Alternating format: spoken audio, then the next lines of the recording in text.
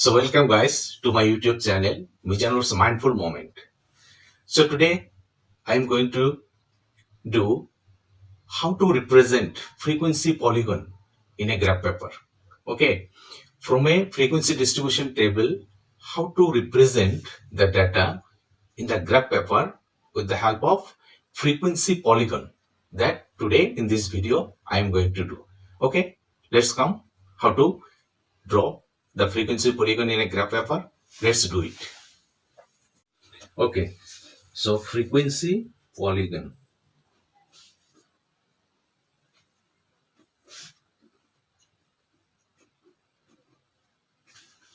Frequency polygon. So how to draw frequency polygon? So for that, we need a frequency distribution table, that is data. So data is given class intervals. Class intervals is given 50 to 54, then 45 to 49, 40 to 44, 35 to 39, then 30 to 34, then 25 to 29. So these are the class intervals, and frequencies are given 2, 4, 6, 10, 5 and 3 and equal to 30. Suppose it is given. So this is a frequency distribution table, and from this frequency distribution table, how to draw a frequency polygon in a graph paper, that we are going to do. Okay, so first of all, you should know we always draw frequency polygon not on the class intervals. We draw on the mid values of the class intervals. But here class intervals are given, range is given. So we have to find out the mid values or midpoint of the class intervals, what we call capital X. So here another column you have to prepare, that is capital X, or you can say the mid values. In bracket you can write also midpoint or mid values. Okay, so that is the capital X.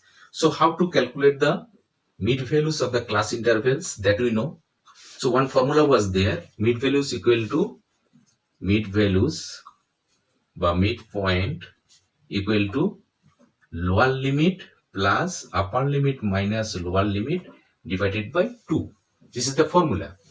So here lower limit, you take the first class intervals. Here the first class interval is 50 to 54. So lower limit is 50 plus upper limit, u means upper limit, that is 54. 54 minus lower limit, that is again 50 divided by 2. So you calculate now 50 plus 54 minus 50, that is 4 divided by 2. So 50 plus, if you divide 4 by 2, you will get 2. So 52. So the midpoint of the class intervals 50 to 54 is 52. So here you can write 52. Likewise, 45 to 49, in this class interval, what will be the midpoint? That will be the 47. So if you calculate in this way, then you will get it 47. The same method is there. Again 40 to 44. So with the help of this formula, if you find out the midpoint, there you will get 42. Then 35 to 39, here also the midpoint will be 37. 30 to 34, you will get 32. And 25 to 29, you will get 27. Okay. So these are the all class mid values of the class intervals. So after getting mid values or midpoint of the class intervals, so in a graph paper, we will put all the mid values on the x-axis, and accordingly corresponding frequencies will be put on the y-axis. Then we will get the frequency polygon. Okay, so let's take a graph paper. Okay, this is the graph paper. So here, first of all, you are to draw at the bottom of the graph paper. You are to draw a line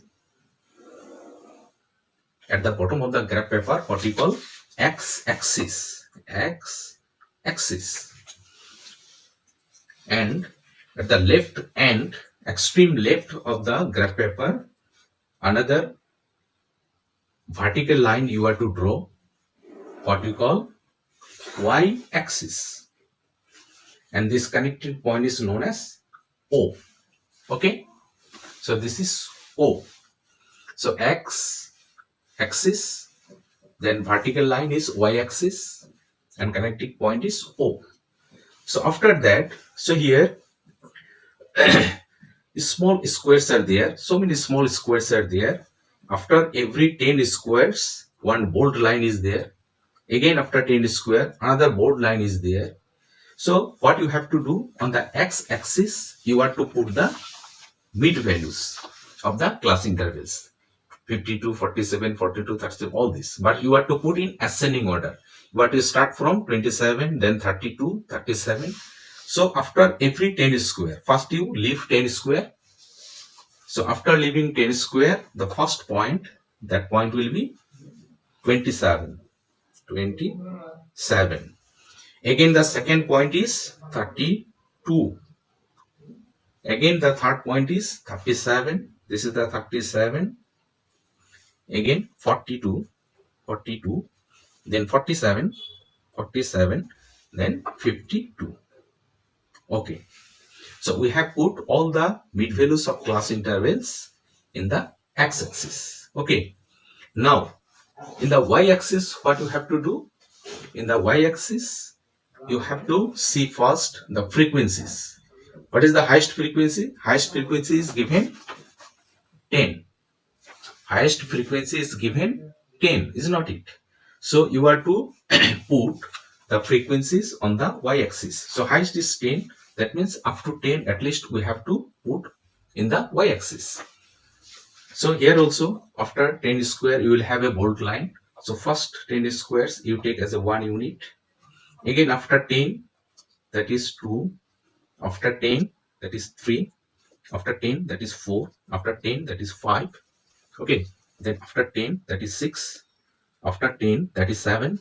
After 10 that is 8. Again after 10 square that is 9. Again after 10 square that is 10.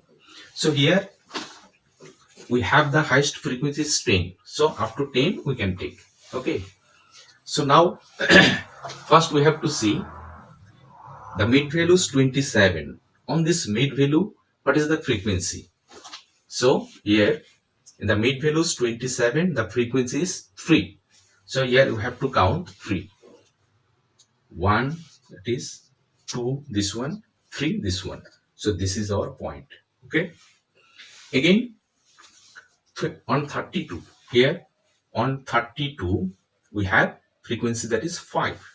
So okay, on 32 it is 5. So up to 5 is there. 1, 2, 3, 4, 5. This is the 5. So this point. Then we have 37. So what is the frequency? That is 10. 37. 1, 2, 3, 4, 5, 6, 7, 8, 9, 10. This is the point. Again, next one you see. Next one after 42, that is frequency is 6. 42 frequency is 6. Okay. Then you see 47. On 47 you have the frequency 4. So 47, 1, 2, 3, 4. Okay.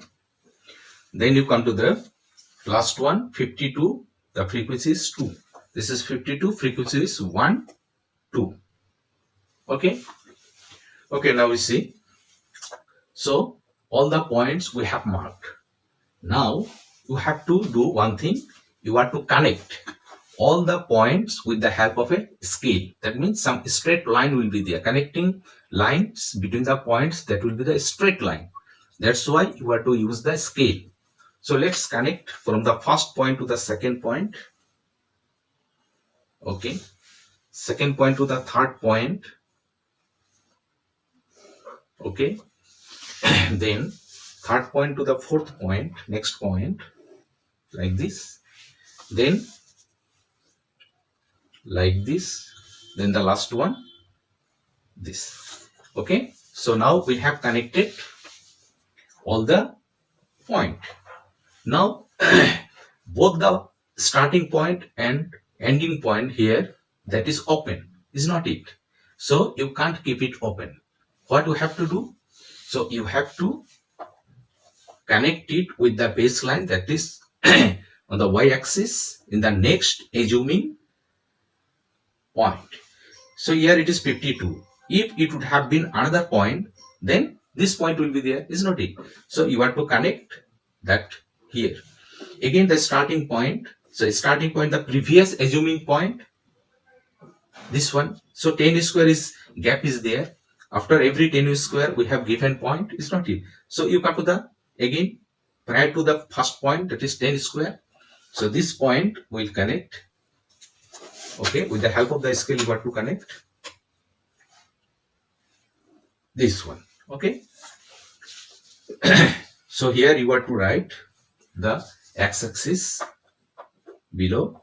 You have to write mid values or midpoint in bracket. Within bracket you can write class intervals. Class intervals. Okay. And in the y-axis you have to write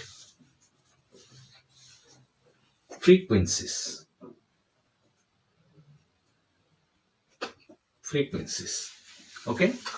So this is our, you can say, that is given frequency polygon we have drawn. Okay. So here you can write frequency polygon.